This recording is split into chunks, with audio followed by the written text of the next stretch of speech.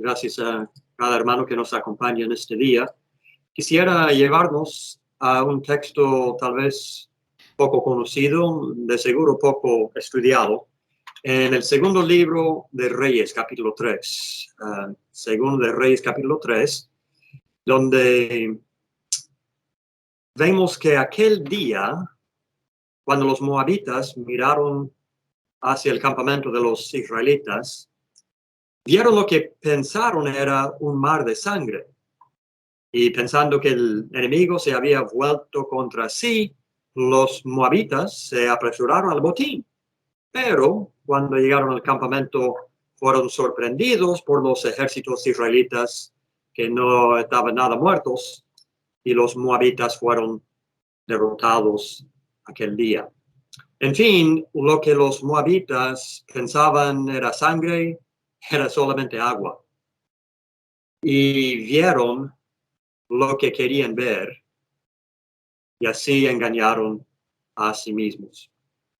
Nosotros queremos leer este texto de Segunda de Reyes, hacer algunos comentarios y sacar algunas lecciones prácticas para nosotros hoy.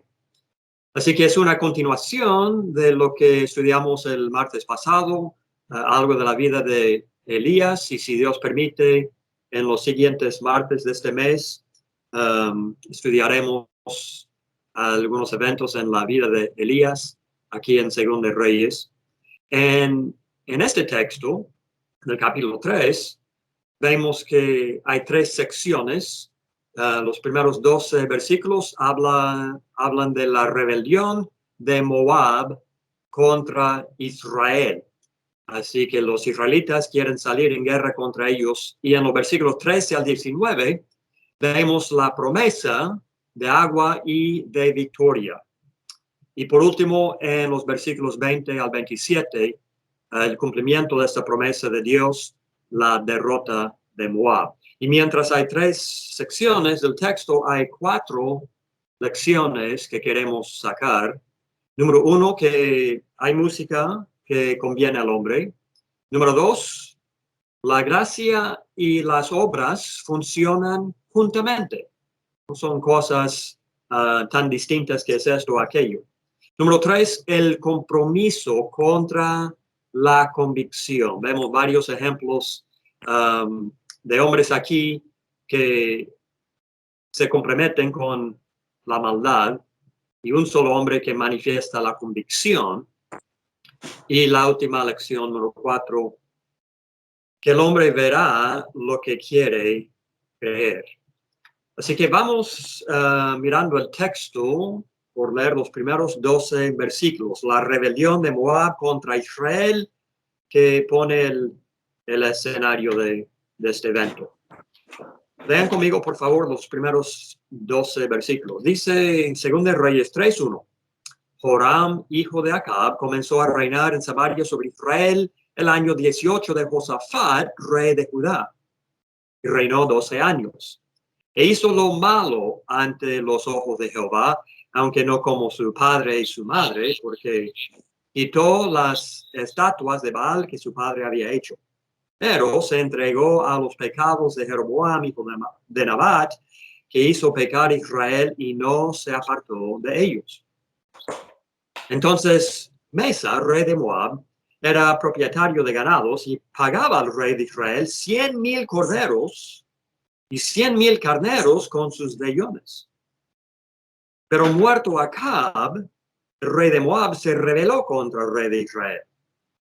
Salió entonces de Samaria el rey Joram y pasó revista a todo Israel, y envió a decir a Josafat, rey de Judá: el rey de Moab se ha rebelado contra mí. ¿Irás tú conmigo a la guerra contra Moab? Y él respondió: iré, porque yo soy como tú, y mi pueblo como tu pueblo, y mis caballos como los tuyos. Y dijo: ¿por qué camino iremos? Y él respondió: por el camino del desierto de Edom. Salieron pues el rey de Israel, el rey de Judá y el rey de Edom. Y como anduvieron rodeando por el desierto 7 días de camino, les faltó agua para el ejército, y para las bestias que lo seguían. Entonces el rey de Israel dijo, que ha llamado Jehová a estos 3 reyes para entregarlos en manos de los moabitas. Mas Josafat dijo, ¿no hay aquí profeta de Jehová para que consultemos a Jehová por medio de él? Y uno de los siervos del rey de Israel respondió y dijo, aquí está Eliseo, hijo de Safat, que servía a Elías. Y Josafat dijo, este tendrá palabra de Jehová. Y descendieron a él, rey de Israel, y Josafat, y rey de Edom. Volviendo al principio de este texto, leemos de Joram, hijo de Acab. Usted se acordará de Acab y su esposa, reina Jezabel, 2 personas muy malas. Este hijo, Joram, dice el versículo 2, quitó las estatuas de Baal que su padre había hecho, pero el texto no dice que las destruyó o tal vez simplemente las puso aparte. No dice, pero no dice que las destruyó, dice que quitó las estatuas. De todos modos, siguió la falsa religión de Jeroboam, según el versículo 3. Y en el versículo 7, vemos a Josafat diciendo a este rey, yo soy como tú, mi pueblo como tu pueblo. Y debemos de preguntarnos cómo será posible que diga esto. Josafat no reprendió al rey Joram por sus pecados. Josafat no exhortó a las rebeldes tribus del norte a volver a Jehová. Josafat no puso el arrepentimiento como condición de su participación. Yo iré contigo con tal que deje ese pecado de Jeroboam y los becerros de oro, etc. No hace nada de esto. Dice, yo soy como tú. Y probablemente Josafat en su mente tenía buenas razones por qué tener comunión con Joram y con Israel. Joram no era un rey pagano, no era gentil, tenía mucha sangre judía y tal vez no estaba completamente bien con Dios, como dice el versículo 3, seguía en las pisadas de Jeroboam, pero por lo menos iba con rumbo a Dios o iba camino del arrepentimiento, algo así, fijándose en la idea del versículo 2 de que no era tan malo como sus padres, Acab y Jezabel. Por lo menos quitó las estatuas de Baal y yo creo que debemos de tratar de animarle en esto y tenerle comunión. Sea lo que estaba corriendo por la mente de Jeroboam, él no tiene problema en tener comunión con este que practica todavía una falsa religión. ¿Te acuerdas qué tan malo era el pecado de Jeroboam en el principio? Cuando hizo estos becerros de oro y los puso en Dan y Betel y cómo Dios envió un profeta allá para denunciarle abiertamente y se rompió el altar y muchas cosas allí. En el principio todo el mundo decía, oh, esto es feo, esto es... Pero como ha observado un comentarista, lo que en el principio es sin autoridad alguna, con el paso del tiempo la adquiere. Bueno, no literalmente, no en la realidad, pero en la mente de nosotros, seres humanos. Algo que en el principio todo el mundo ve como feo y esto es malo. Pasa algunos meses, pasa algunos años, pasa algunas décadas y ya no es cosa tan fea. Y es como si la cosa, por el paso del tiempo, hubiera adquirido la autoridad que no tenía al principio. Y ahora Josafat, sin problema alguna, puede decir, yo soy como tú y mi pueblo como tu pueblo. Dice el versículo 9, volveremos a ese punto o la aplicación de todo eso en un momento, pero fíjense conmigo en el versículo 9, les faltó agua para el ejército.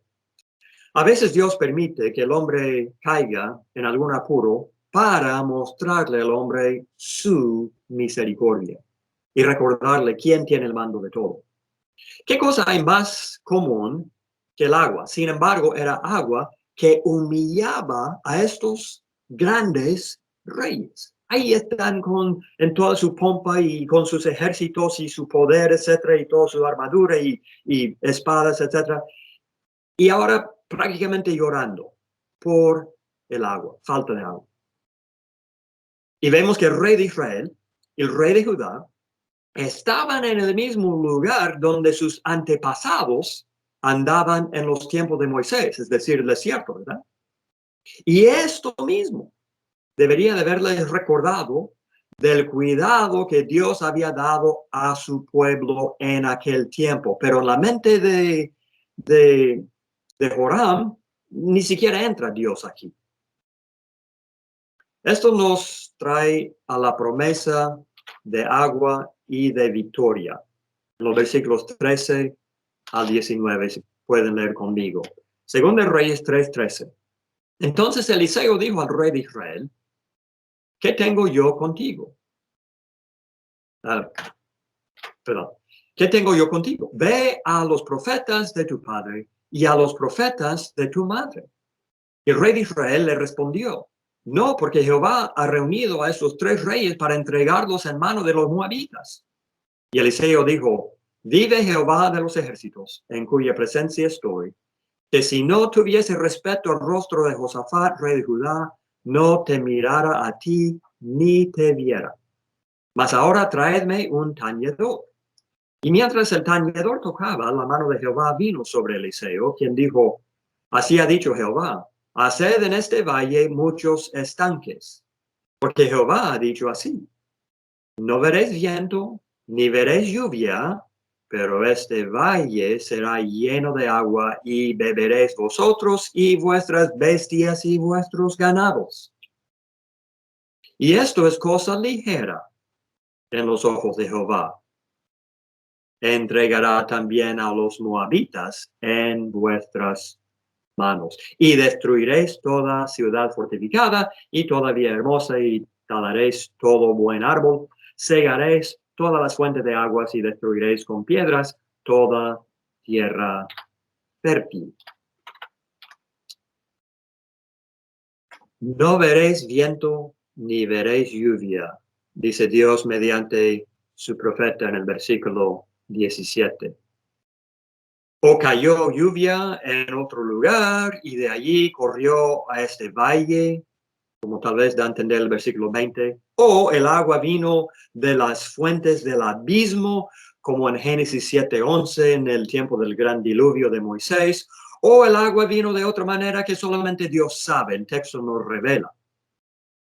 Pero Dios va a hacer un milagro aquí, sin ver viento y lluvia, se llenará este valle de agua. En fin, hay lecciones en esta promesa de Dios de agua y de victoria. Número 1, del versículo 15, vemos que hay música que conviene al hombre. En el versículo 15, Eliseo pide un tañedor, que tañe un instrumento, es la idea. Tocar un instrumento músico es la palabra tañer, de la palabra hebrea que significa tocar un instrumento de cuerda. En todo caso, él pide este tañedor para relajarse y meditar en Dios antes de recibir el Espíritu Santo para profetizar. Y pensemos un poquito en el contexto, dado el momento acalorado aquí y las palabras fuertes que Eliseo tenía para Joram, le convenía a Eliseo un poquito de música. Bueno, en el Nuevo Testamento vemos que hay música para el cristiano y para la iglesia. El apóstol Pablo, Efesios capítulo 5, los versículos 18 al 19, se dirige a la iglesia en Éfeso y dice, no os embriaguéis con vino. Muchos en momentos acalorados buscan calmarse con el alcohol, ¿verdad?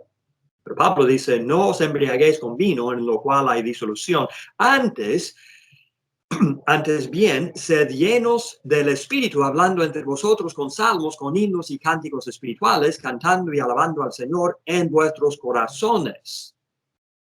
Es la forma de llenarnos del Espíritu en tiempos acalorados o en tiempos de tristeza o lo que sea, en vez de encontrar alivio en alcohol o otras cosas. Santiago dice en Santiago 5, versículo 13, ¿está alguno alegre? Cante alabanzas. El hombre celebra el gozo de diferentes formas. Otra vez con el alcohol muchas veces. El cristiano lo celebra ¿cómo? Cantando alabanzas. Así que hay música que convenía a Eliseo y que conviene al cristiano hoy.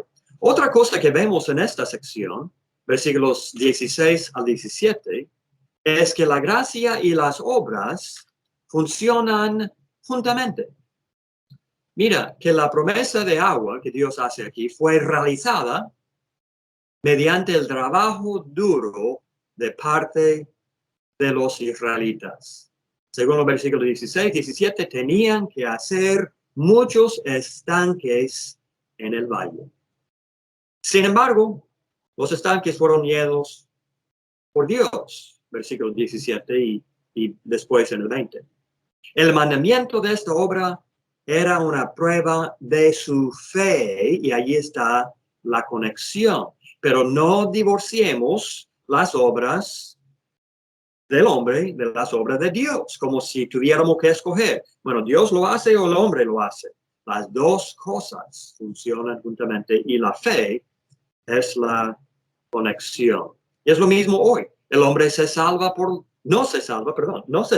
las obras. Romanos 3, 27 al 28, capítulo 4, 4 al 5, pero tampoco se salva aparte de ellas. Santiago 2, 24. Santiago simplemente recalca la idea de que la gracia y las obras funcionan juntamente, como lo vemos aquí en este texto. La fe opera por medio de las obras, pero las obras perfeccionan la fe. Santiago 2, 22. La gracia de Dios es la base de la salvación. Eso es el punto de Pablo en Efesios 2, 8. Pero la salvación es condicional. Marcos 16, 16. El que creyere y fuere bautizado será salvo. O Hechos 2, 38. Arrepentíos y bautícese cada uno de vosotros. Y Hebreos 5, 9. Jesús es autor de salvación, pero ¿para quiénes? Para los que le obedecen. Aquellos que esperan las bendiciones de Dios tienen que dar cabida a ellas. Como los israelitas tenían que cavar estanques para recibir la lluvia que Dios enviaría, nosotros a veces tenemos que cumplir con algunas condiciones para recibir la bendición de la salvación y las otras bendiciones de Dios. Entonces, en eso queríamos ver una tercera lección aquí sobre el compromiso contra la convicción. Y eso nos permite volver a cosas que vimos anteriormente en el texto. Joram, Josafat, el ejército israelita manifestaban no la dedicación a Dios, sino el compromiso con el error. Y vamos a ver que solamente Eliseo manifestaba la convicción, la plena dedicación de Dios que no se compromete también con el error. Por ejemplo, el rey Joram, rey de los israelitas, manifestaba una escasez de espiritualidad. No tenía convicción. Él es impulsado por el miedo y por las circunstancias. Como vimos ya en 3:10, está en el desierto sin agua y este rey del ejército, este grande, él está prácticamente llorando. ¡Ay! Que ha llamado Jehová a estos 3 reyes para entregarlos en manos de los moabitas y no tiene solución. Es porque no tiene convicción. Y muchos hoy reclamarán creer en Dios y ser hijos de Dios y cristianos, etcétera, pero no tienen a Dios en convicción y por eso son impulsados por el miedo, por las circunstancias, por la superstición, por la gloria de los hombres, por las pandemias, por todo salvo la palabra de Dios. Y Josafat. Josafat es diferente, obviamente, que Joram. No solamente es rey sobre el reino meridional de Judá, que reclama todavía tener la religión correcta con el templo en Jerusalén y el linaje de David en los reyes, etc. Este Josafat es un hombre que al parecer amaba a Dios. Por ejemplo, en los versículos 11 y 12 es la idea de Josafat que en vez de desesperarse, como Joram, que consulten a algún profeta de Jehová. Josafat sabe a quién escuchar y quién tiene las respuestas.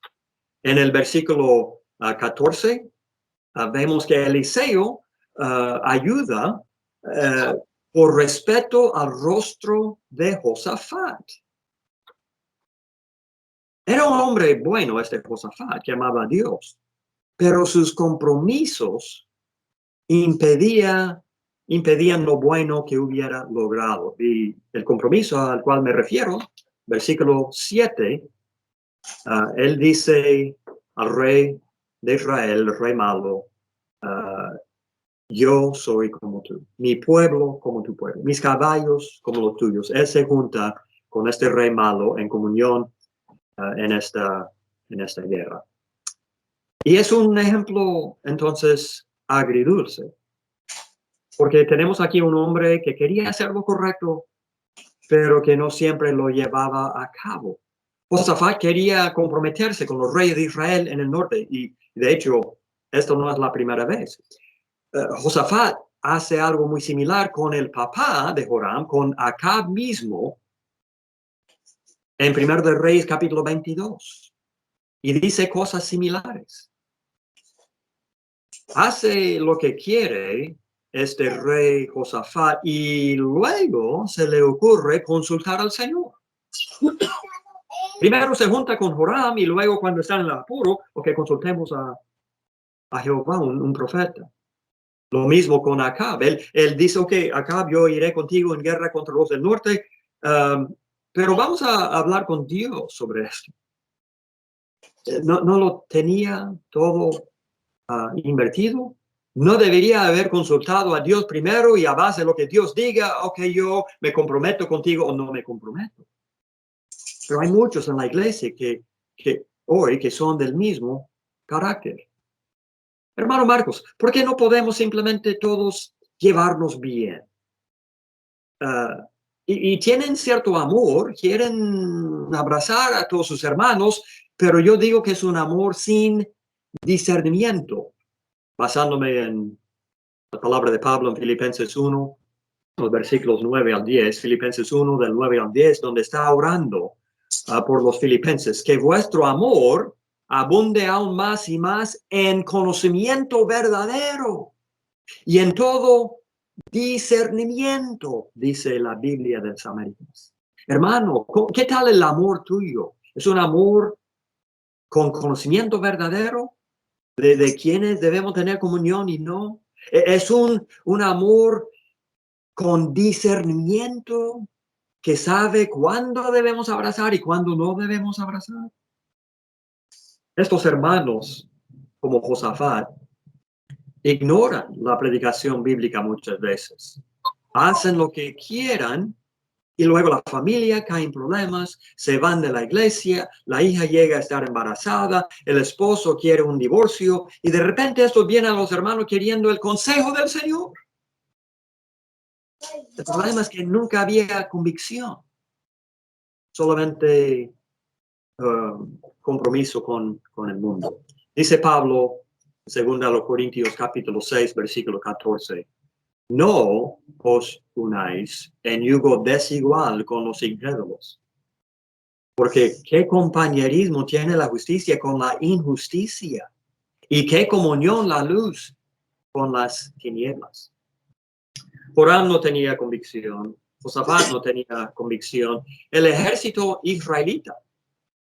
Vamos a ver en un momento que ellos salen victoriosos sobre Moab y esperamos que el capítulo se cierre con una celebración de victoria. Sin embargo, los israelitas se corren a sus casas aterrados de lo que Quemos, Dios de los moabitas, les haga. Versículo 27.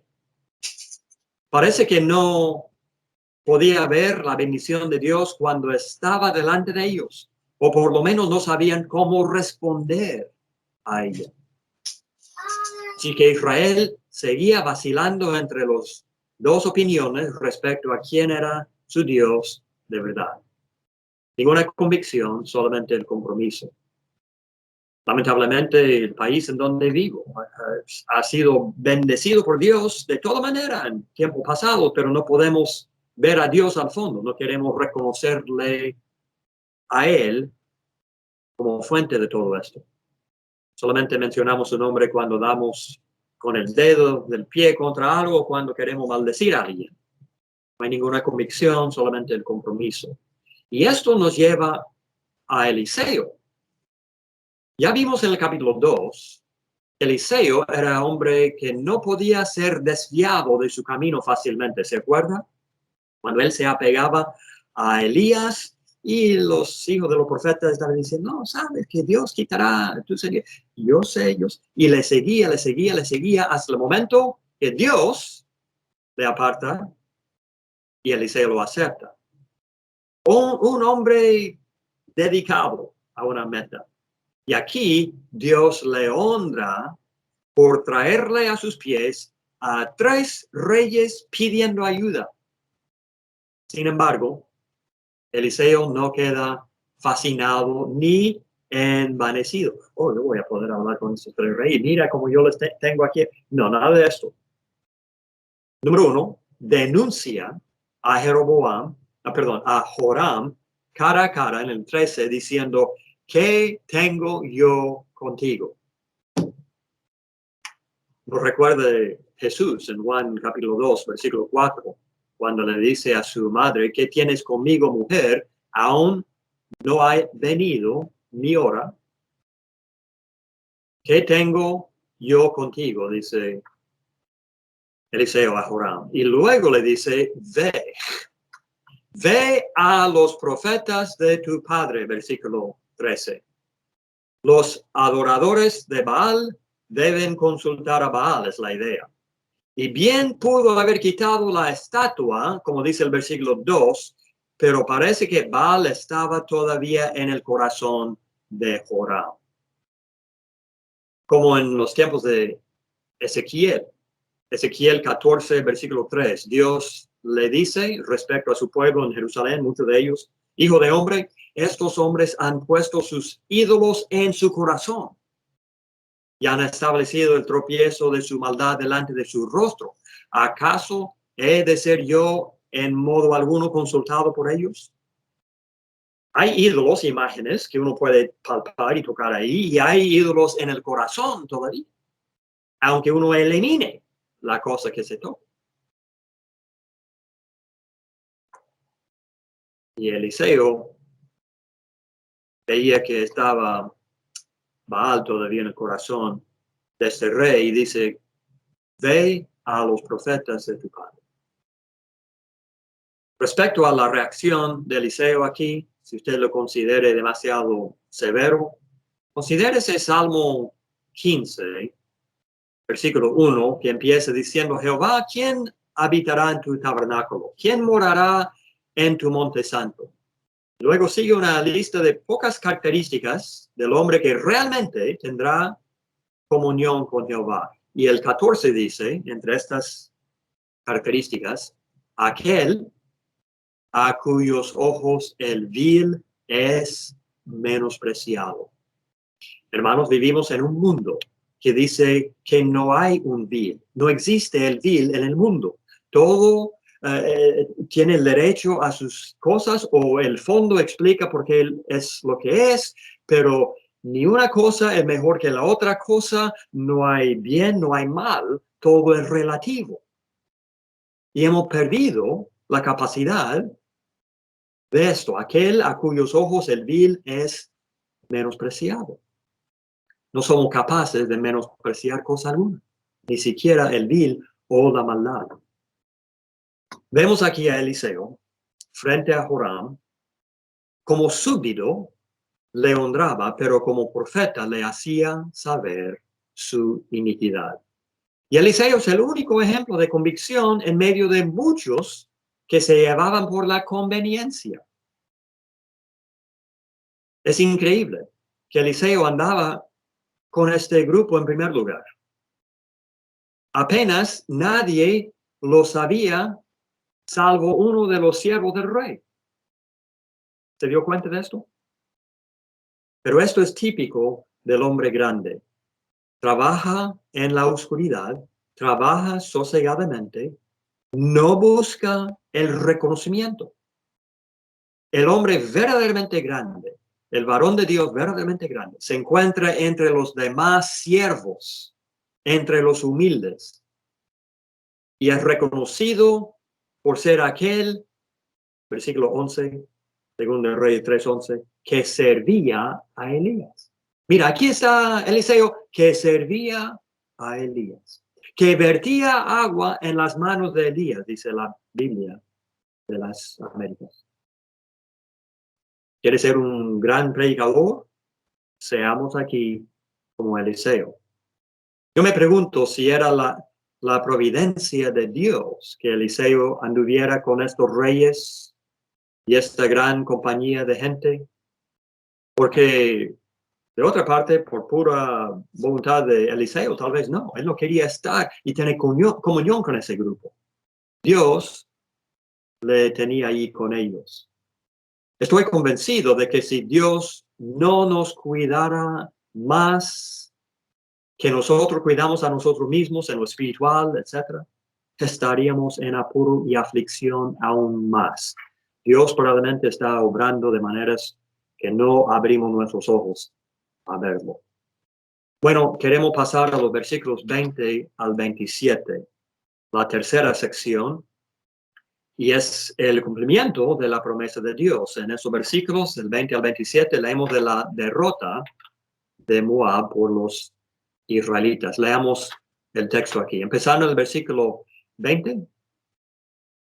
Aconteció, pues, que por la mañana, cuando se ofrece el sacrificio, he aquí vinieron aguas por el camino de Edom, y la tierra se llenó de agua. Cuando todos los de Moab oyeron que los reyes subían a pelear contra ellos, se juntaron desde los que apenas podían ceñir armadura en adelante, y se pusieron en la frontera.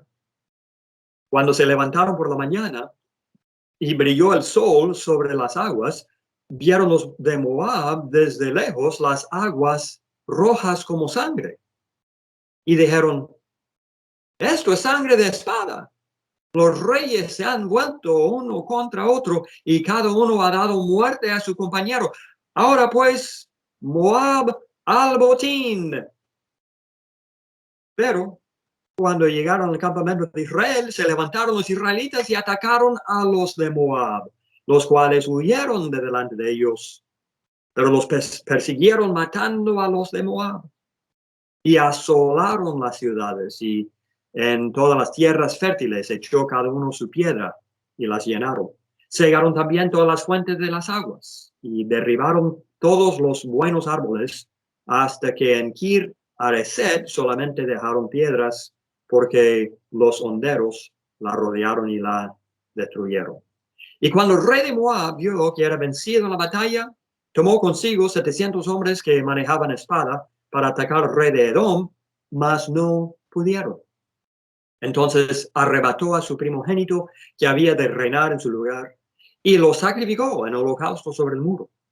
Y hubo grande enojo contra Israel, y se apartaron de él, y se volvieron a su tierra. Algunos comentarios aquí. Número 1, en versículo 22 al 23.